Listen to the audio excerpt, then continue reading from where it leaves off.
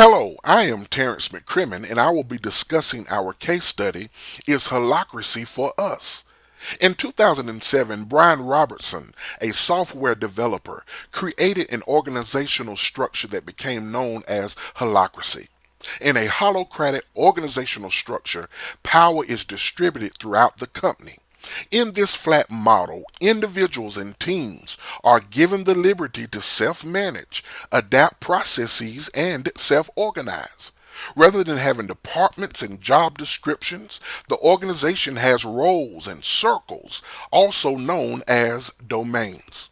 Although individuals and teams are given this power, the expectation is to maintain and align with the overall purpose and mission of the organization.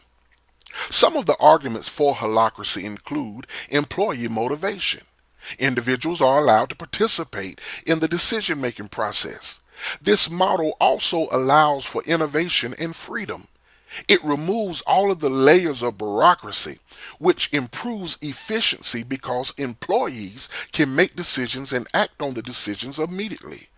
Also, when there are issues and problems in a traditional model, the responsible manager must be notified to help resolve those issues.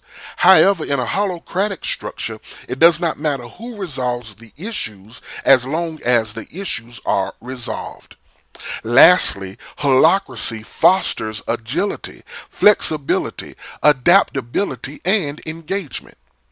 Some of the arguments against holacracy include the difficulty of being able to make tough choices in tough times, especially when it comes to having to lay people off or cut hours or trim expenses. Another argument is who will be responsible for discipline and who holds the slackers accountable. Simon Mont wrote, and I quote, models like holacracy focus their attention on some of the most visible elements of our organizations: decision making processes, organizational charts, task delegation, and so forth. When teams adopt the models without being aware of how these visible systems relate to more subtle but equally powerful forces within an organization, such as colonial cultural norms, implicit biases, internalized oppressions, microaggressions, interpersonal power, they run into trouble. End of quote. Therefore, there are possible social ramifications that exist within a holocratic framework. The question that must be answered today is, should Derek fight the holacracy initiative?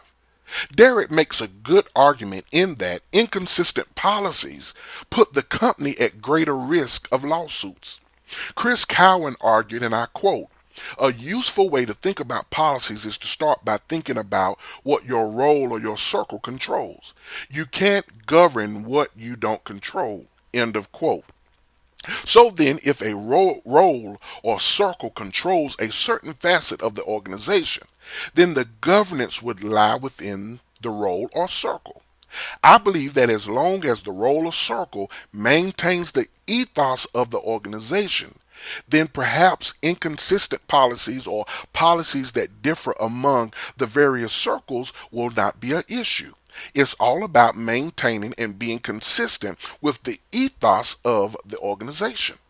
In the case study, Hennon indicated that decentralization is the norm in this industry. Content is organized around many projects. So perhaps the decentralization is not a big issue. My biggest concern is the social and the psychological impact, especially being that it is a big company and a global company. The implicit biases, internalized oppression, and microaggressions may be strongholds within the organization.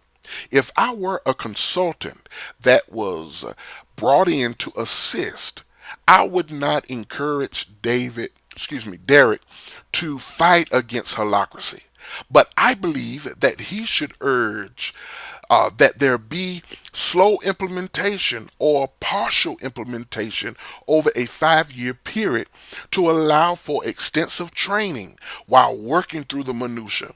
Based on the details given in the case study, I would definitely keep a good eye on the internal auditing piece to ensure checks and balances are in place.